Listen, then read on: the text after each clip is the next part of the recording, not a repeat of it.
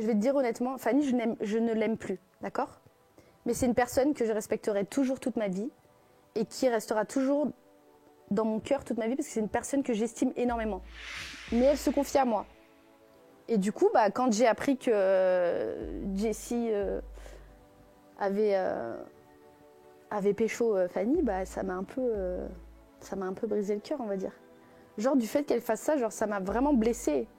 Tu vois, parle-moi-en au pire, à la limite, avant, dis-moi, écoute, je pense que je suis attirée par ton ex ou je sais pas, dis-moi les choses. Je me dis ça dans ma tête, mais je sais que je serais pas capable. Enfin, je sais pas, genre, j'ai jamais été dans Mais cette ça t'intrigue? Sachant qu'il y a jamais de mec qui m'a attirée. T'es attirée par les pénis? Non, à eux. Non. Ça te dégoûte? Ouais, c'est pour ça, tu vois, genre, ce stade-là, il me dégoûte. Mais genre, je sais pas comment t'expliquer. Mais alors, si ça te dégoûte, qu'est-ce que tu veux essayer à l'aube de tes 30 ans? Je sais pas.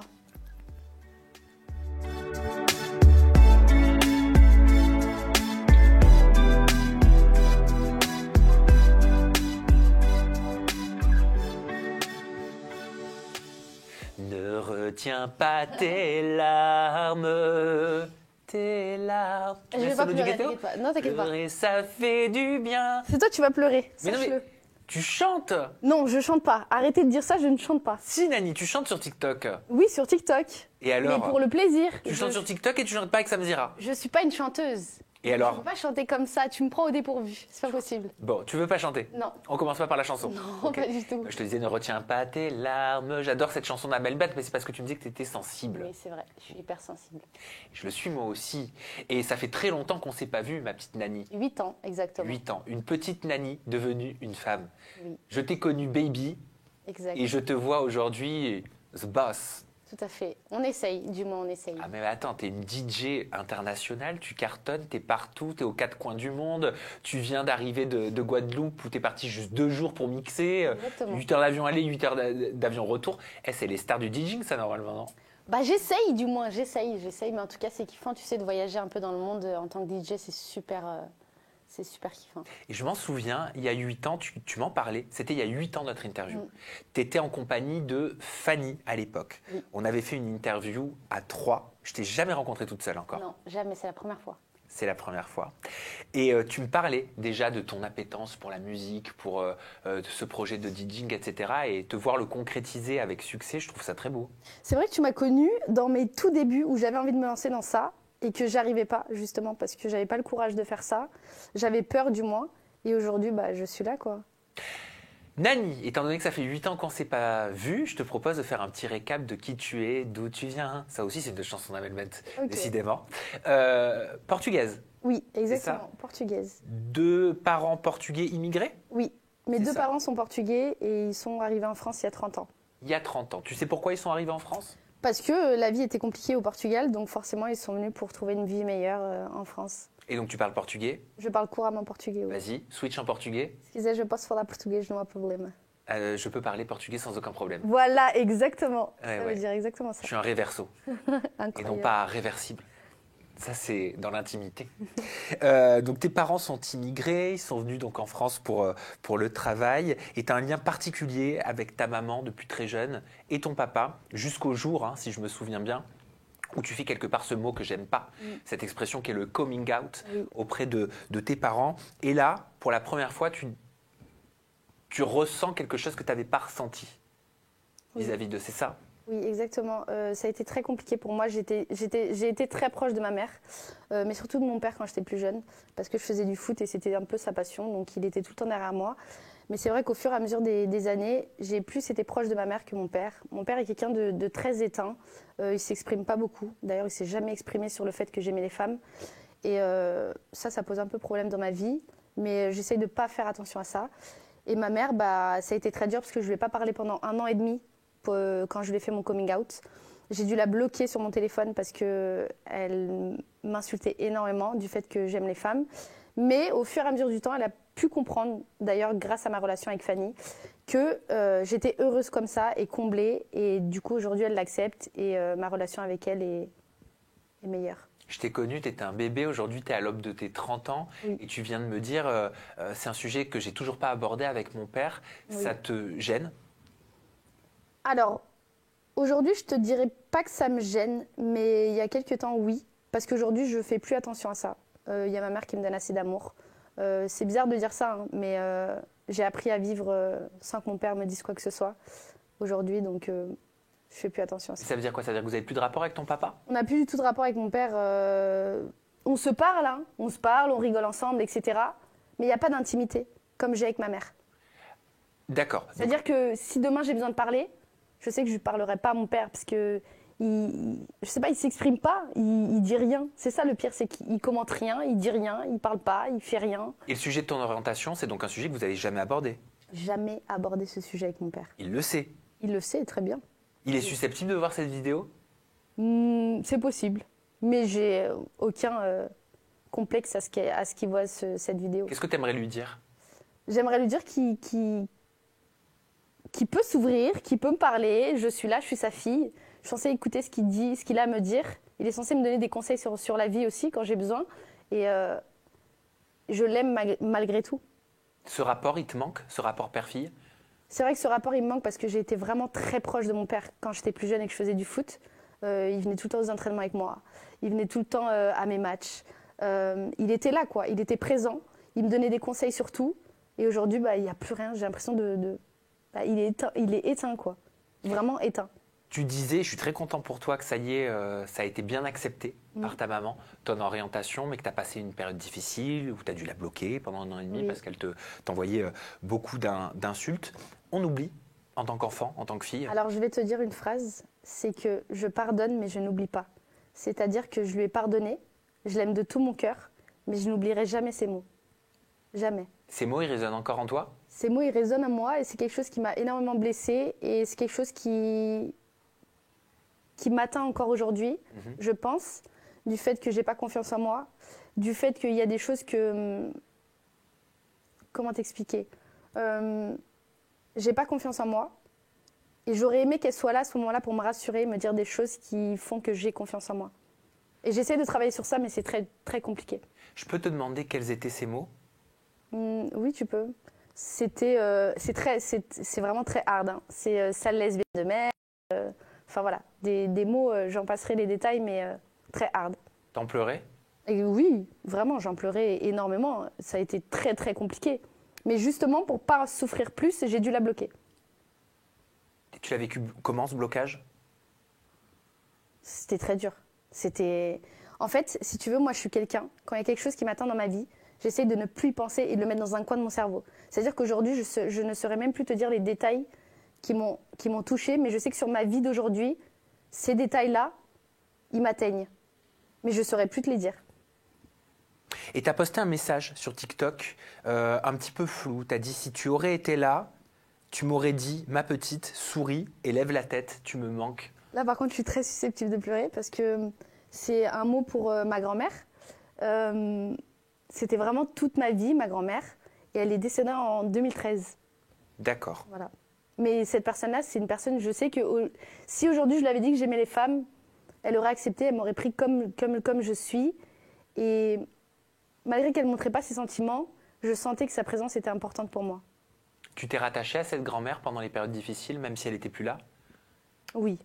Oui, je me suis énormément rattachée à elle. Quand j'allais au Portugal, j'allais sur sa tombe lui parler et je lui disais ce que j'avais sur le cœur, en pensant qu'elle était là, mais elle n'est plus là. C'était la maman de ta maman? Oui, exact. Et c'est marrant parce que tu penses qu'elle aurait accepté sans souci alors que ta maman a mis un peu plus de temps. Ma grand-mère, c'était quelqu'un qui ne jugeait personne. Elle était très gentille. Elle faisait tout pour tout le monde et elle n'a jamais été dans le jugement.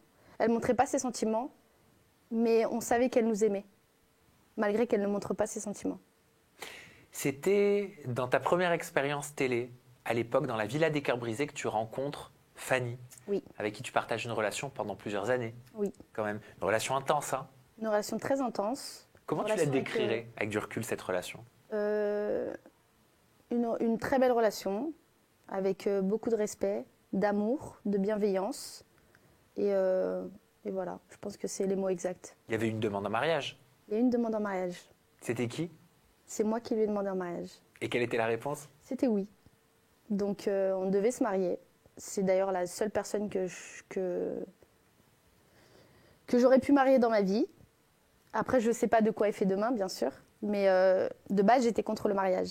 C'est-à-dire que je pense que j'ai pas besoin de ça pour montrer à la personne que je l'aime plus que tout au monde. Mais Fanny, c'était la seule personne que j'aurais pu marier, oui. Tu l'aimais? Je l'aimais énormément, oui. Je pense que c'est la personne que j'ai le plus aimée dans ma vie. T'as souffert de la rupture? J'ai énormément souffert de la rupture. Ça a été très, très compliqué pour moi. Et de mémoire, c'était Fanny qui t'avait quitté. Hein. Oui, mais pour elle aussi, ça a été compliqué. Parce qu'on ne s'est pas quitté parce qu'on ne s'aimait plus. Parce qu'il y avait encore beaucoup d'amour entre toutes les deux. J'ai pas les raisons exactes de la rupture, mais je pense savoir, parce qu'on n'en a plus jamais reparlé. Mais en fait, à ce moment-là, elle ouvrait son institut. Et moi, j'ai pas été là à ce moment-là pour elle. J'étais vraiment sur mes projets pro, j'étais fixée sur moi-même et je pensais pas à elle, je la mettais de côté. Et du coup, je pense que c'est ça. Mais aujourd'hui, grâce à cette relation, j'ai appris à ne pas faire la même erreur sur mes prochaines relations. T'as regretté ne pas avoir été assez présente pour elle, ne pas assez l'entourer, ne pas assez peut-être la supporter aussi dans un projet important de sa vie? Je dirais pas que je regretterais, parce que faut jamais avoir de regrets dans la vie. Mais si j'aurais pu le faire différemment, je l'aurais fait. Mais après, j'ai pensé à moi aussi. Et aujourd'hui, ça m'a beaucoup aidé d'avoir pensé à moi. Donc, mais c'est vrai que oui, j'aurais fait les choses différemment. Et pourtant, tu l'aimais à ce moment-là? Je l'aimais plus que tout au monde. Et c'est elle qui prend la décision un jour de te dire, Nani, pardon, c'est terminé. Oui, c'est elle qui a pris la décision parce qu'elle n'était pas heureuse. Tu te souviens comment elle te l'a dit? Franchement, tu veux que je sois honnête avec toi? Oui. Non. Je me souviens pas, parce que comme c'est une chose qui m'a blessée, bah, j'ai fait en sorte d'oublier cette chose. Mais je sais qu'elle l'a très mal vécu aussi. Donc, c'est entièrement de ma faute. Et je l'assume complètement. Mais c'est pas grave. C'est la vie qui a fait qu'on n'aurait peut-être pas dû finir notre vie ensemble.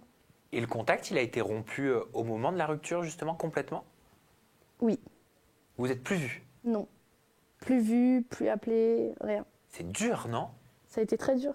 Ça a été, surtout que moi, j'étais pas en France à ce moment-là. Je mixais justement pour la première partie de Maître Games à Los Angeles et à Saint-Martin. Donc ça a été très compliqué parce qu'en fait, au moment où j'aurais pu nous redonner une chance, j'ai décidé de rester à Saint-Martin. Et en fait, je pense que c'est ça qui a fait qu'elle m'a quittée. Ça vient de me faire tilt dans ma tête. Comment tu traverses les semaines qui suivent la rupture avec Fanny?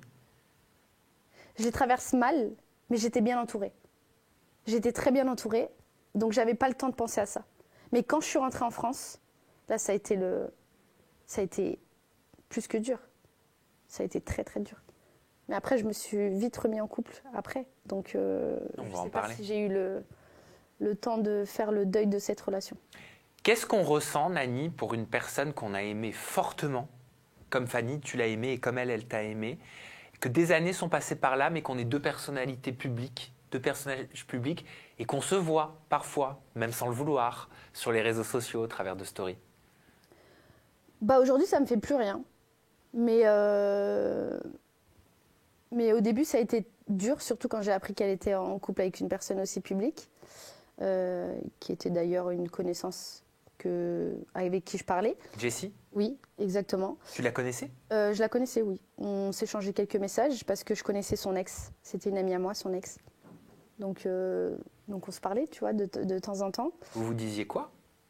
Elle me parlait un peu de sa relation avec son ex, parce que c'était mon ami, son ex, comme je ne dirais pas son prénom parce que c'est une personne, voilà. Publique? Pas publique, mais presque. Et du coup, par respect pour elle, je ne dirais rien. Mais elle se confiait à moi.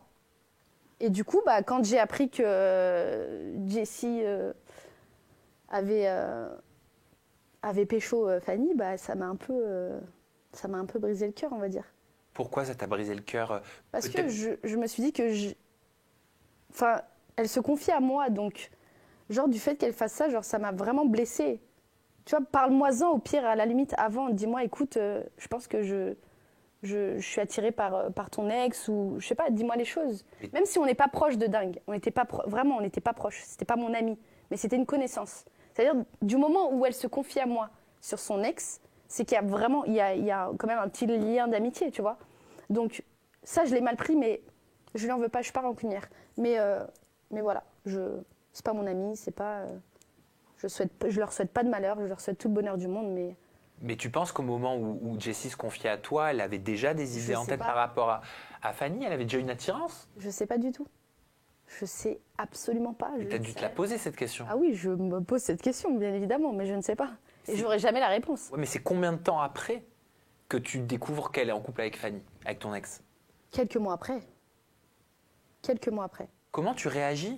T'es où? T'es chez toi? T'es sur ton smartphone? Je suis outrée de malade. Je suis outrée, je tombe de haut, mais je peux rien dire et je peux rien faire parce que c'est plus mes histoires. J'ai plus rien à dire. T'envoies pas un petit message à Jessie pour dire ça? Non, j'envoie rien du tout. C'est quoi? C'est la fierté, l'ego? C'est que j'ai rien à dire. Elle fait ce qu'elle veut, je suis plus avec elle, donc j'ai plus rien à dire. C'est leur vie en vrai. Puis moi, à ce moment-là, j'étais en couple, donc par respect pour la personne avec qui j'étais, je n'avais rien à dire. Ah oui. Donc, Et t'aurais visualisé, imaginé? Et si j'avais été célibataire, peut-être que j'aurais dit les choses. Et vu que j'étais en couple et par respect vraiment pour la personne avec qui j'étais, j'ai pas fait. Et toi qui connaissais très bien Fanny, est-ce que tu aurais pu l'imaginer un jour avec Jessie? On se pose toutes ces questions quand on est face à cette situation. Tu veux que je te dise la vérité? Oui. J'aurais jamais imaginé parce que je me souviendrai toujours de cette phrase que Fanny elle m'a dit, c'est que tu seras toujours la seule femme de ma vie. Je ne serai plus avec d'autres femmes que toi. Et comme je disais, moi quand je suis en couple, quand je promets quelque chose, j'essaie de tenir ma promesse jusqu'au bout. Et malheureusement, les gens, quand ils se mettent en couple et qu'ils promettent, par exemple, je te promets de t'aimer toute ta vie, je te promets de jamais te faire du mal, je te promets ci, je te promets ça, je supporte plus que les gens me promettent des choses alors que c'est faux. Et dans toutes mes relations, ça a été ça. Je te promets que je t'aimerai toute ma vie, je te promets que tu seras la seule femme de ma vie, et je ne crache pas sur Fanny, attention. Hein. Loin de là. Je dis juste que les gens qui promettent, genre ça me rend fou parce qu'ils ne savent pas tenir leur promesse. Donc dans ces cas-là, ne fais pas de promesses. Moi, si je ressens pas cette chose ou si je ressens pas le besoin de promettre, je ne promets pas. Par contre, si je promets quelque chose, je te promets que je tiendrai toujours cette promesse. Donc tu t'es sentie trahie? Je me suis sentie trahie. Exact. Mais c'est pas grave, c'est la vie. Et de les voir participer ensemble à des émissions publiques de télé-réalité? Tant mieux pour elle, j'ai envie de te dire. Je suis contente pour elle. Oui, mais est-ce que tu as regardé? Je suis surtout contente pour Fanny. J'ai pas regardé, mais oui, je suis tombée sur des extraits forcément sur les réseaux. Mais tant mieux pour elle, je leur souhaite tout le bonheur du monde, surtout à Fanny. Pourquoi surtout à Fanny? Parce que Jessie, je m'en fous, honnêtement, je te le dis. Hein. Je m'en tape, mais un rein, mais vraiment complet. Vraiment, je m'en fous. Pourtant, tant qu'elle rend heureuse Fanny, moi, ça me va. Fanny, je vais te dire honnêtement, Fanny, je ne l'aime plus, d'accord? Mais c'est une personne que je respecterai toujours toute ma vie et qui restera toujours dans mon cœur toute ma vie parce que c'est une personne que j'estime énormément. Mais je ne l'aime plus, attention, je n'ai plus d'amour pour elle. Mais je précise, bien évidemment, parce que je sais que les gens vont me dire « Oui, Nani, t'aimes encore Fanny, etc. » Non, pas du tout, je ne l'aime plus. C'est juste que j'estime énormément cette personne et que je la respecte et que je la respecterai toute ma vie. Et pourtant, vous partagez un point en commun avec Jessie. Ah ouais, c'est lequel? C'est que c'est difficile aussi. Je ne sais pas si c'est encore le cas actuellement, mais c'est difficile, ça a été très difficile pour elle avec sa famille, qui n'a pas accepté son orientation. Ok. Tu le savais? Non, je savais pas. Puis honnêtement, Elle en avait parlé. Honnêtement, je m'en fous. Vraiment. Si je dis, c'est vraiment. Hein. C'est pas méchant, mais je m'en fous. Mais c'est jamais évident. Oui, c'est pas évident. Quand ta famille, elle. Ah bah non, c'est pas du tout. Elle rejette celle que tu es. Ah non, c'est pas évident. Mais il faut faire en sorte que ta famille l'accepte. Il faut faire en sorte de leur faire comprendre que t'es comme ça et tu aimes cette personne et que c'est avec cette personne que tu veux finir ta vie. Et voilà. Et puis s'ils n'acceptent pas, bah écoute, tu fais ta vie sans ta famille. Et malheureusement, c'est comme ça parce que tu fais pas ta vie en fonction de ta famille. Tu fais ta vie en fonction de toi pour que toi tu sois heureuse. Tu vas pas t'obliger à te mettre avec un homme pour que ta famille soit heureuse. Tu vois, c'est des concessions à faire. Elle parlait lors d'une interview après un passage télé, Fanny et Nani, du fait de devenir maman. C'était une question. Fanny et Nani? Fanny et Jessie, pardon, excuse-moi. Oui, mais tout ça finit en « i » en même temps, pour faire un peu d'humour et détendre un peu l'atmosphère. Si, t'inquiète. Voilà. Non, c'est vrai, elle parlait de leur but. Ce que c'était le but d'un couple, elle répondait à une question et elles ont répondu, le but d'un couple est de construire une vie de famille. Est-ce que toi, c'est quelque chose que tu avais envie de construire aussi avec Fanny? Vous en parliez? Vous évoquiez le fait de devenir maman? On en a parlé, mais très en vif. On ne sait pas trop. Je pense, je me rappelle plus. Franchement, Sam, je te promets que je me rappelle plus. C'est pas des sujets qu'on abordait tout le temps, mais c'est vrai qu'on en a parlé en vif. Ouais, on en a parlé en vif. Mais franchement, je leur souhaite. Hein. Je leur souhaite tout le bonheur du monde. Mais ce que je comprends. Et je suis sérieuse quand je dis ça. Ah, mais je te crois. Attention, Mais ce que je peux te dire comment j'interprète ton discours et Dis-moi. même ton comportement non verbal par rapport à ce sujet. Oui. Tu me le permets? Oui. Ok. Ce que je constate, selon moi, c'est que tu as énormément de respect pour Fanny. Oui, Énormément de respect et d'affection même. oui. Encore. Peut-être plus d'amour et plus d'attirance. Mm. Voilà. Mais Jessie, tu l'as en travers. Oui. Et ton comportement non verbal, il le dit encore. Tu n'as pas complètement fait le deuil de cette nouvelle. Si, j'ai fait le deuil. Pas de Fanny, hein, je parle. Hein. Non, non. J'ai fait le deuil de ce que Jessie a pu faire parce qu'il y a des choses aussi qui ont été faites après. Je n'en parlerai pas. Par respect, encore une fois. Je suis quelqu'un de respectueuse, donc je ne le ferai pas. Mais qui a été faite par qui? Par Jessie.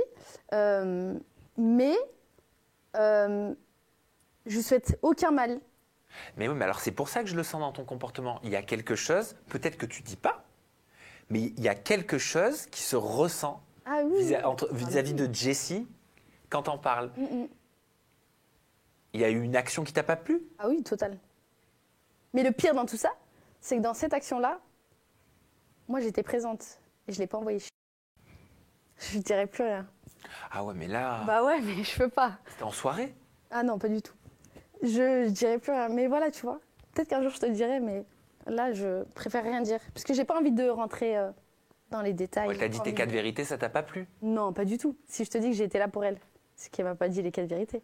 Mais Ah, d'accord, quelque chose d'intime, personnel? voilà. Mais Ok, je pense avoir peut-être saisi. En gros, tu as été là pour elle, c'est ce que tu dis, j'essaie de paraphraser, dans un moment qui vraisemblablement était difficile pour elle. Tu étais une épaule. oui. Exact.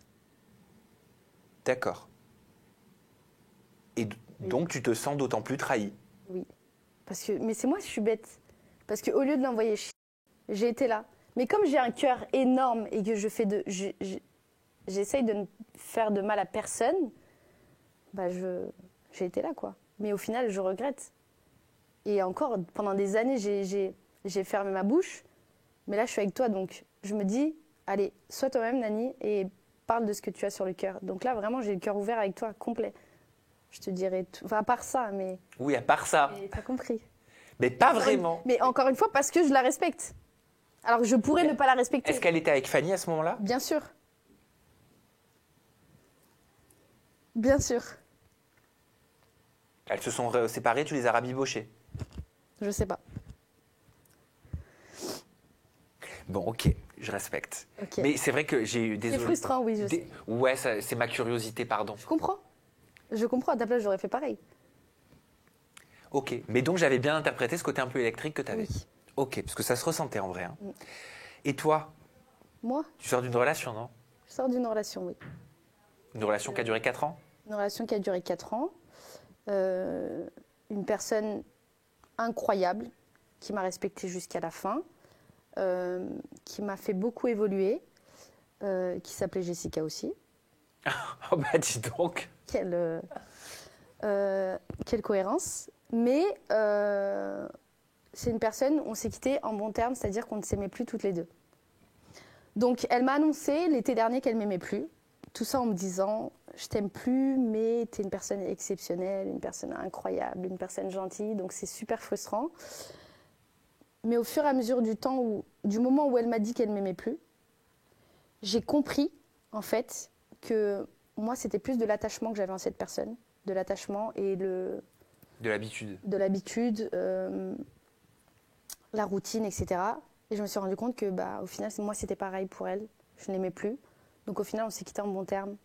Elle m'aimait plus, je l'aimais plus, et on est en bons termes, tu vois, il n'y a rien de... Donc tu n'as pas souffert de la rupture? Donc je n'ai pas souffert de la rupture. Et tu gardes qu'un bon souvenir? Je garde un bon souvenir. Mais par contre, il y a quelque chose qui me perturbe.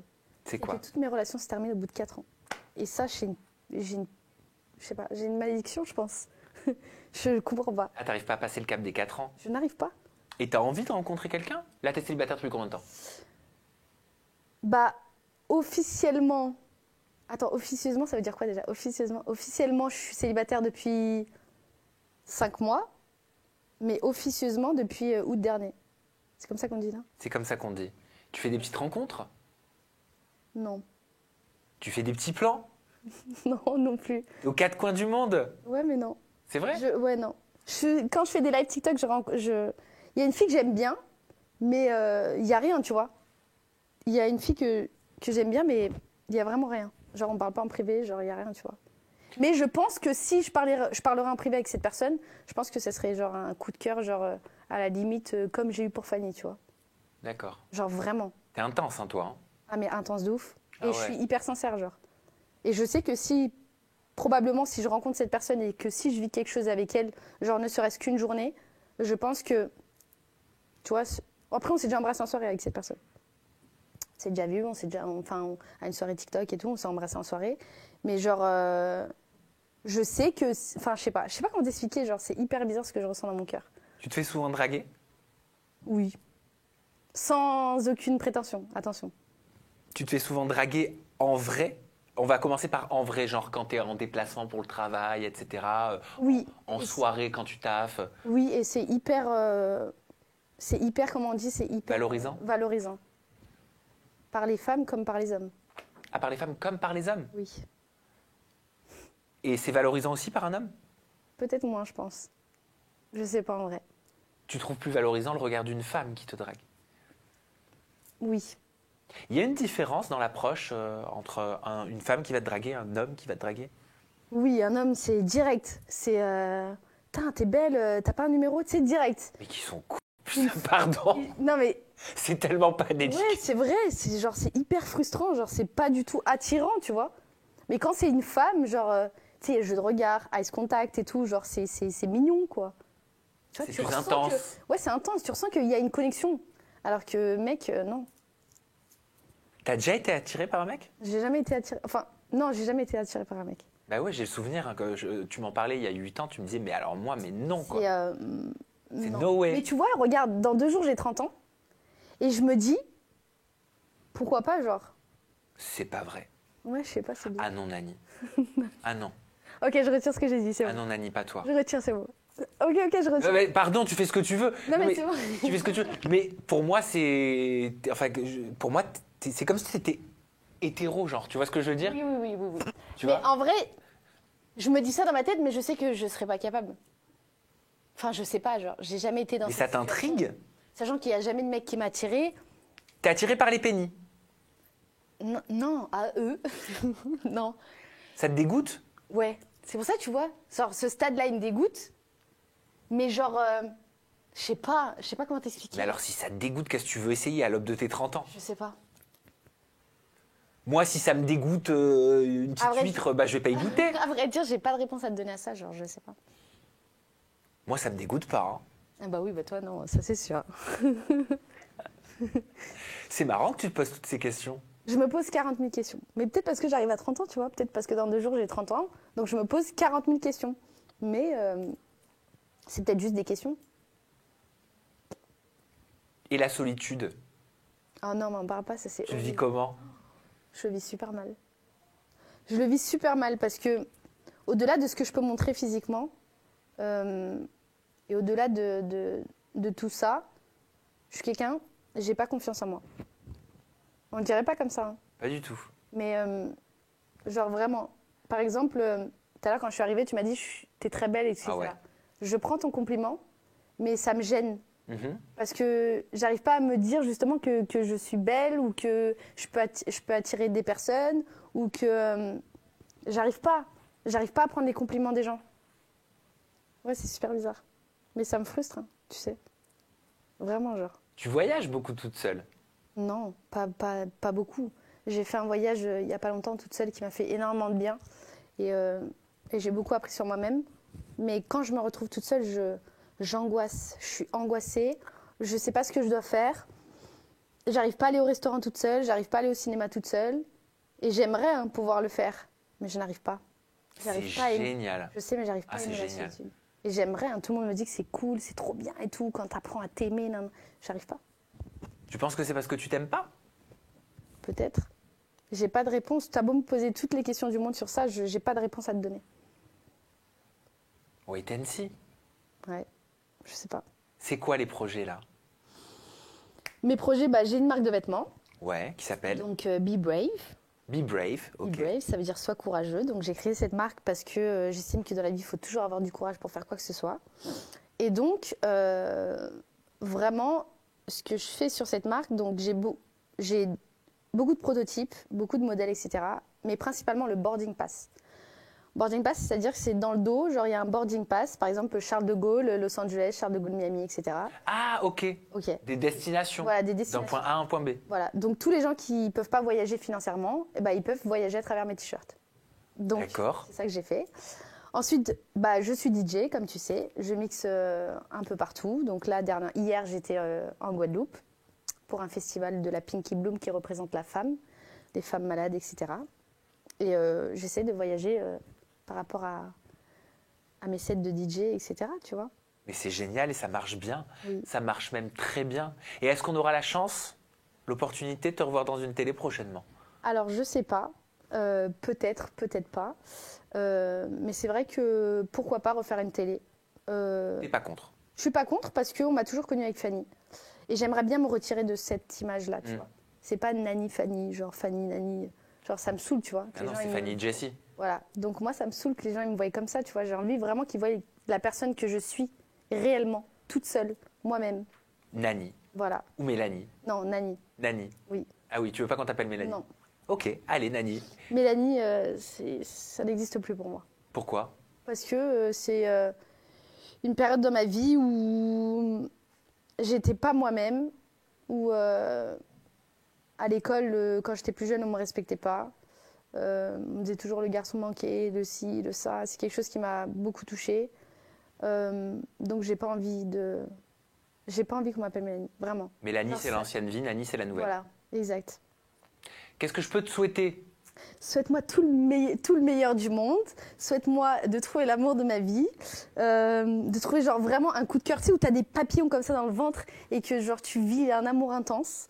Oh, mais tu vas en avoir à l'issue de cette interview. Hein. Mais Des messages, hein, j'en suis sûre. Hein. Tu sais quoi, j'espère. J'ai quelqu'un en tête et j'espère que cette personne va venir m'écrire. Elle s'appelle comment? Je dirais pas. Ah, j'aurais pu passer un appel. Hein. Non. Je peux t'aider si tu veux. Non, ça va, merci, t'inquiète. Mais sinon, à vrai dire, je prends surtout du temps pour moi. Donc si cette personne-là, elle n'arrive pas maintenant, c'est pas grave. J'essaie de prendre du temps pour moi et d'essayer de me concentrer sur moi et d'apprendre à me connaître, d'avoir confiance en moi. Et on verra par la suite. Donc... Nani, merci beaucoup pour cette interview qu'on a partagée. J'ai pris beaucoup de plaisir à te poser des questions, à échanger, à rigoler, à creuser un petit peu dans ton histoire. Ça faisait quelques années maintenant qu'on ne s'était pas vu. On te retrouve sur tes réseaux sociaux, ton compte Instagram et ton compte TikTok, c'est Nani-Trindade. Nous, on se retrouve très prochainement avec une nouvelle personnalité des réseaux, toujours des confidences en toute intimité. Prenez bien soin de vous et n'hésitez pas à dire à Nani si vous l'aimez. À bientôt, bye bye. Bisous.